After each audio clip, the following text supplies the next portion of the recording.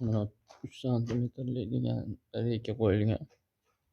O'sha reyka qo'yilib suv olgan joyimiz akalar. Mana shu reykamiz qo'yilgan.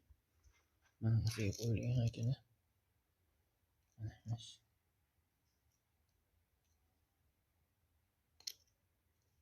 Navbit olib qochyapti, hayronman. Mana klon yaratishdimikin o'zlaridan. Hozir necha santiligini aytaman.